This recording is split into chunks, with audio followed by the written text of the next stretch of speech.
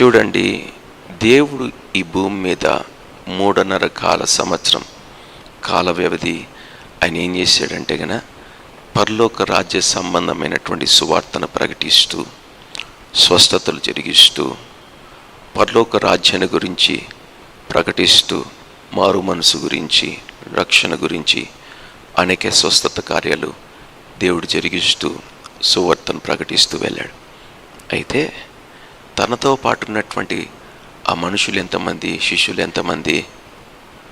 ఎంతమంది వేల సంఖ్యలో లేరు ఆయన దగ్గర శిష్యులుగా శిష్యరికం చేసినటువంటి వాళ్ళు కూడా కొద్దిమందే.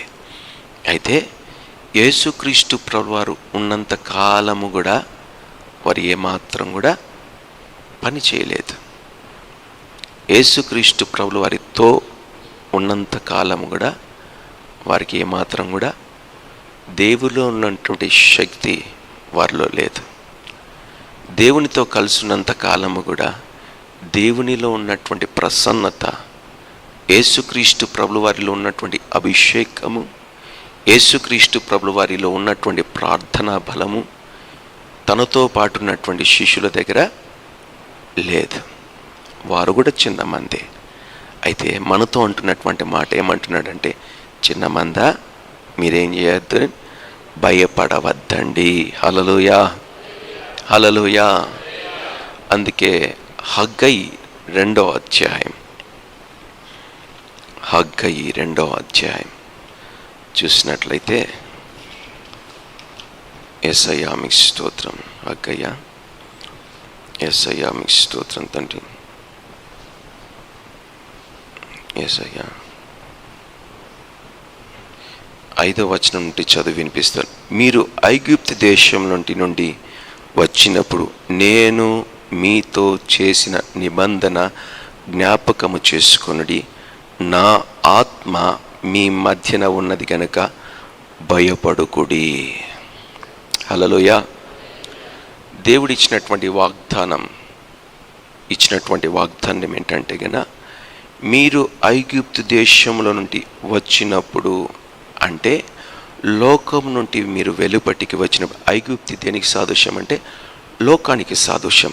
అయితే మీరు ఐగుప్తు దేశంలో నుండి వచ్చినప్పుడు అంటే వెలుపటికి వచ్చినప్పుడు నేను మీతో చేసిన నిబంధన, నేను ఎవరైతే లోకం నుండి వేరుపరిచి బయటికి వచ్చారో వారితో దేవుడు చేస్తున్నటువంటి నిబంధన ఏంటంటే ఆ నిబంధన 5వ వచనంలో ఆ నిబంధన జ్ఞాపకం చేసుకుని, నా ఆత్మ మీ మధ్య ఉన్నది గనుక.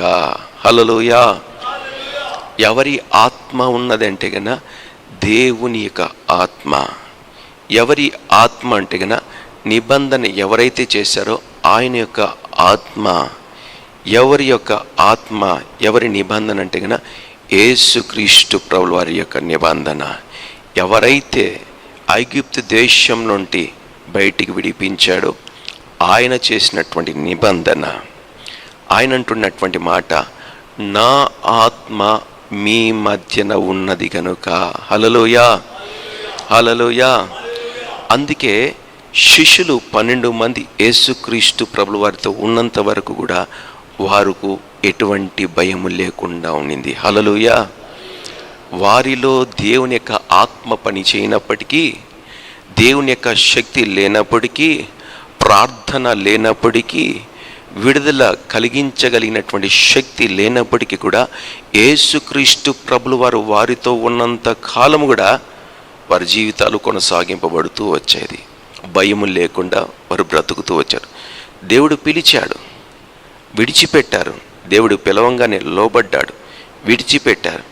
విడిచిపెట్టిన తర్వాత వారు ఎవరిని వెంబడించారంటే యేసుక్రీస్తు ప్రభుల వారిని వెంబడించారు. శిష్యులందరూ కూడా ఐగుప్తు దేశం నుండి కూడా దేవుడు పిలవంగానే ఈ యొక్క ఇజ్రాయిల్ ప్రజలు, అంతకాలము బానిసలుగా ఉన్నటువంటి ఆ ఇజ్రాయిల్ ప్రజలు కూడా ఆ యొక్క బానిసత్వం నుండి బయటకు వచ్చారు. వెంబడిస్తున్నారు కానీ దేవుని యొక్క శక్తిని చూస్తున్నారు. అనేక అద్భుత కార్యాలు, సూచక క్రియలు, ఎన్నెన్నో మహత్తరమైనటువంటి కార్యాలు వారి కంటికి కనబడుతుంది, వారి చెవులకి వినబడుతున్నాయి. నడుస్తున్నారు, అద్భుత రీతిగా ఆహారం అనుగ్రహించబడుతుంది.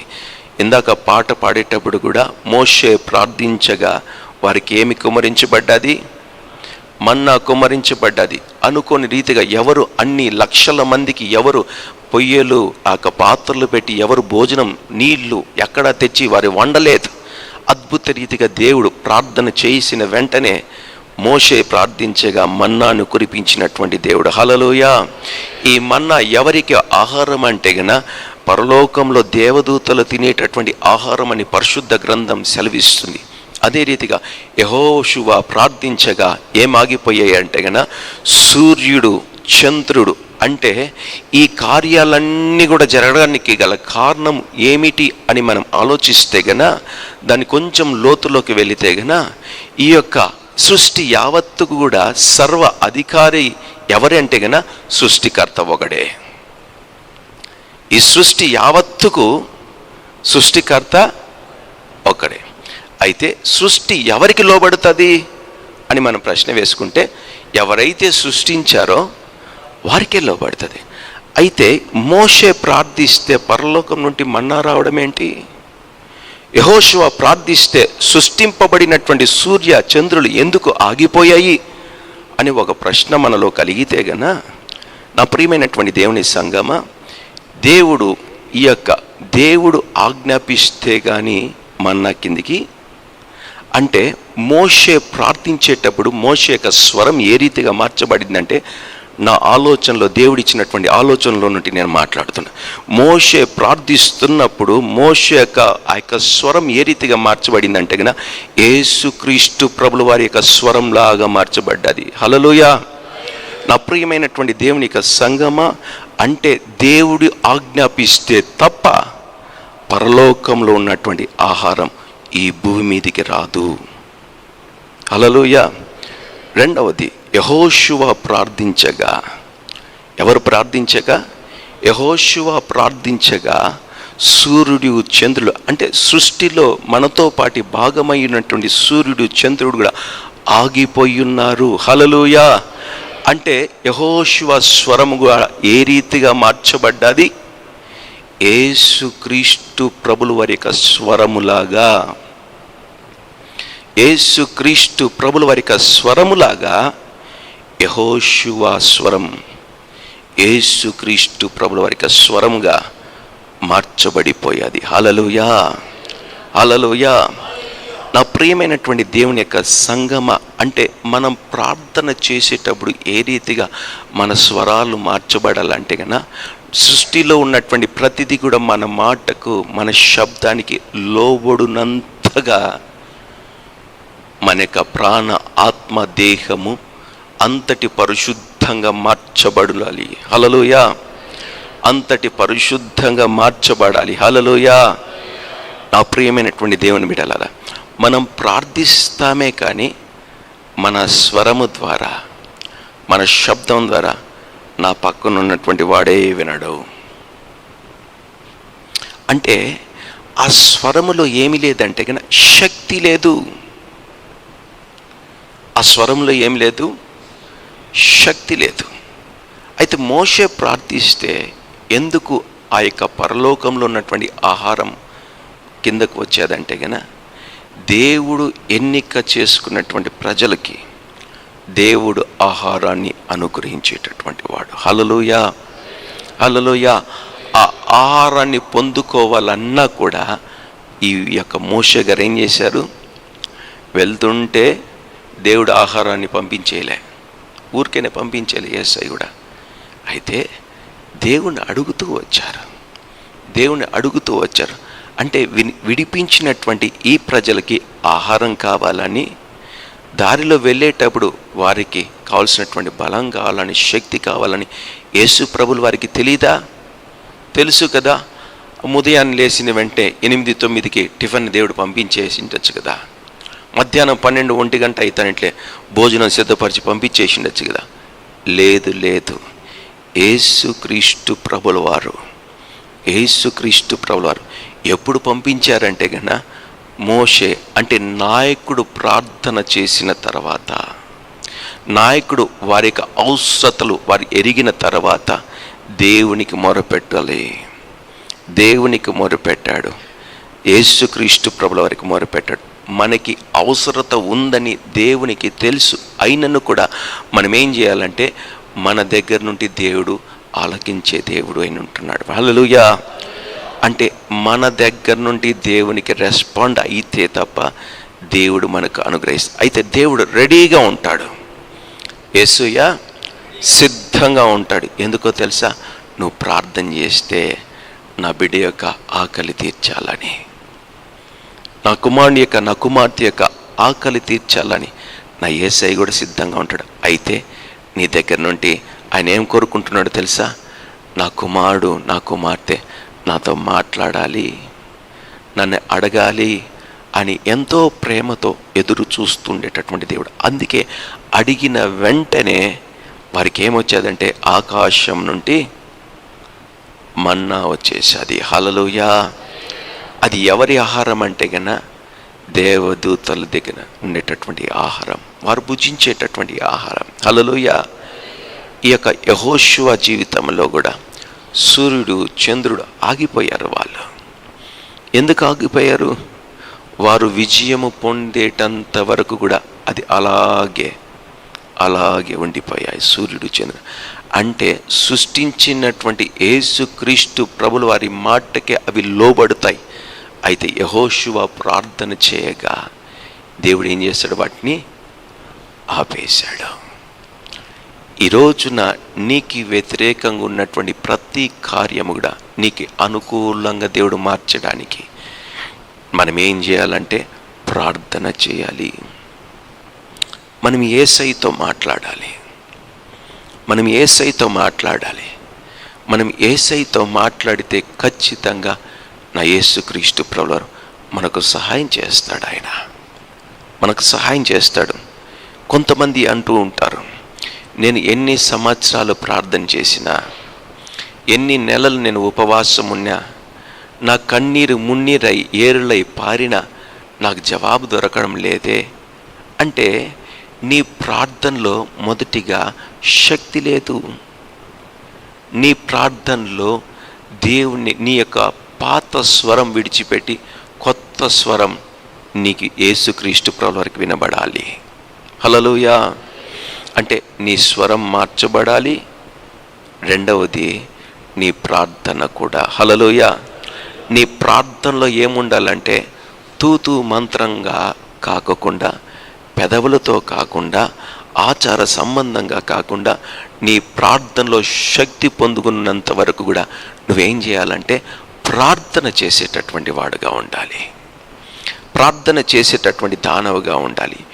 ఎప్పుడు నువ్వు ప్రార్థన చేస్తావో, శక్తి పొందుకుంటావో, ఆ శక్తి కలిగినటువంటి ప్రార్థన నీ జీవితంలో కార్యం చేయడం ప్రారంభిస్తుంది.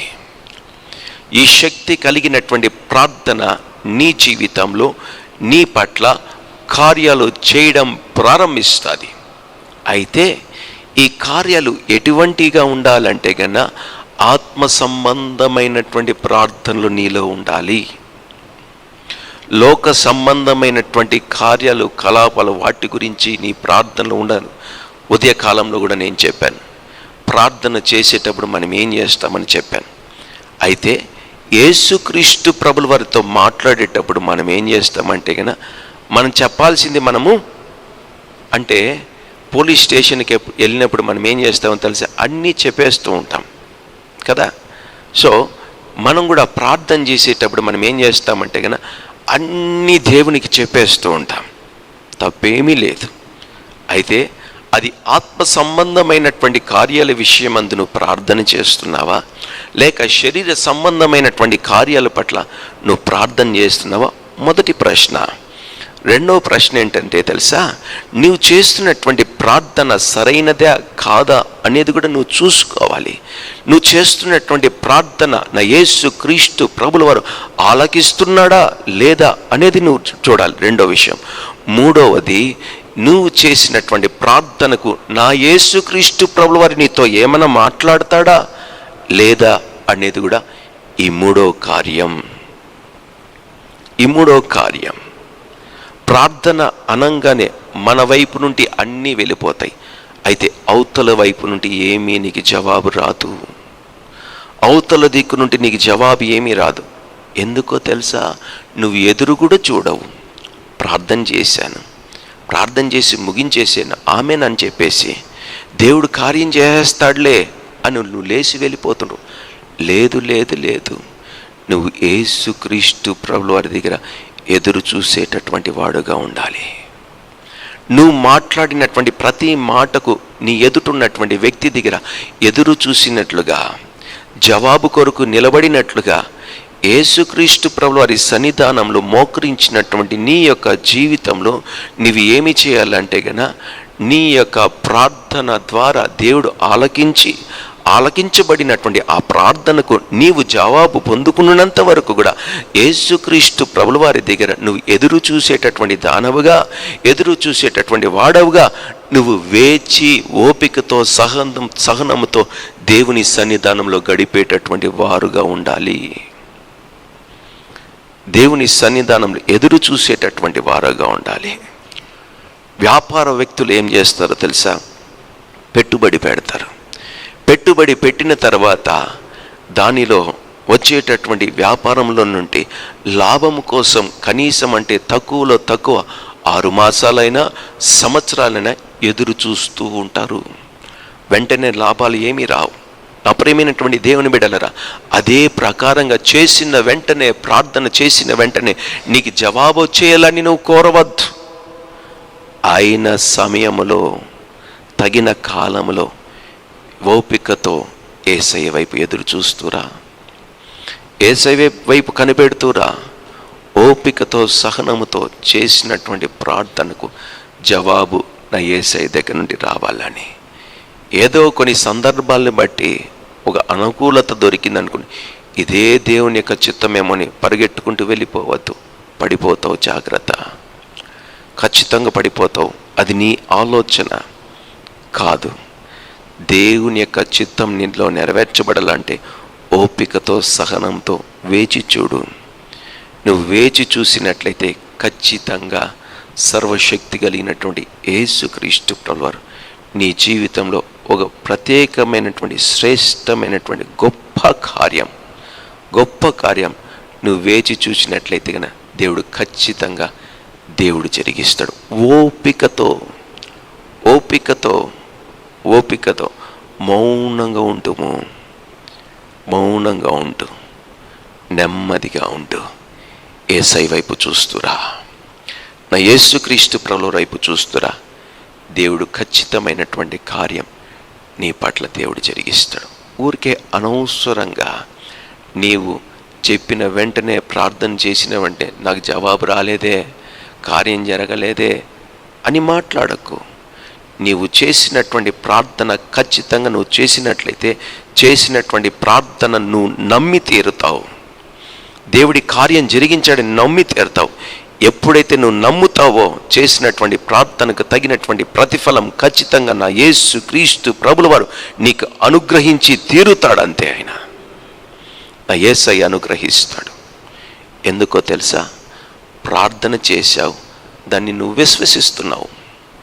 ఇది నా తండ్రి అయినటువంటి యెహోవా దేవుడు నా పట్ల కార్యం చేస్తాడని.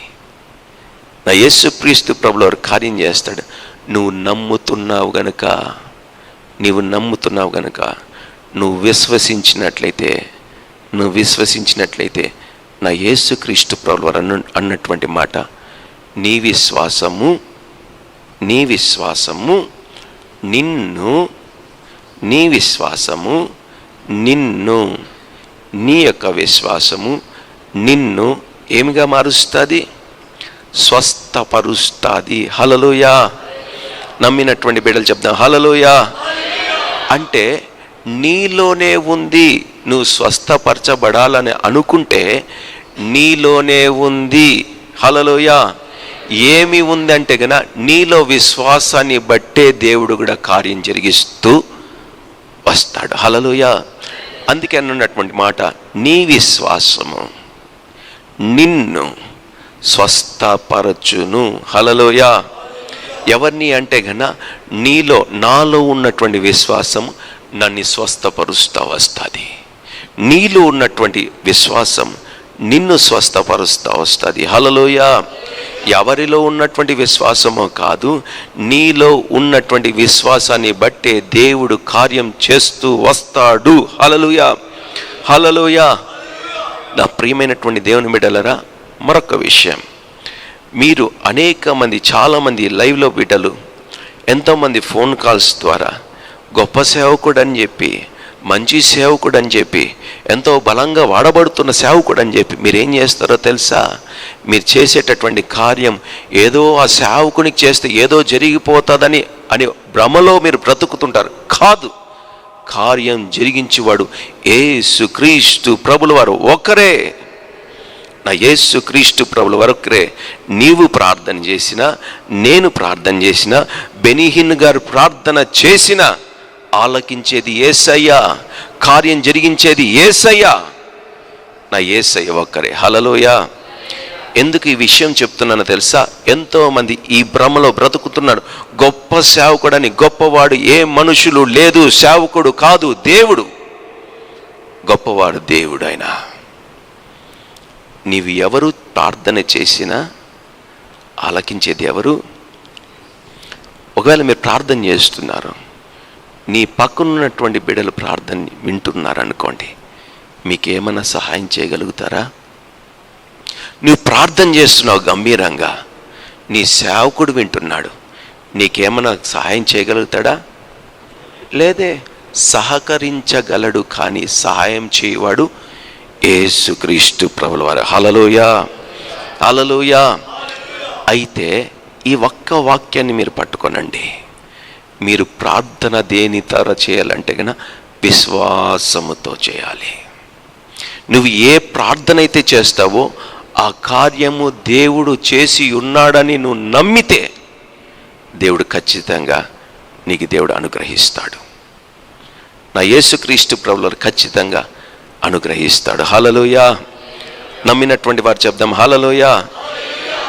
ఈ యొక్క చిన్న సూత్రం మనం నమ్మితే ఖచ్చితంగా దేవుని యొక్క అద్భుత కార్యక్రమం చూస్తాం.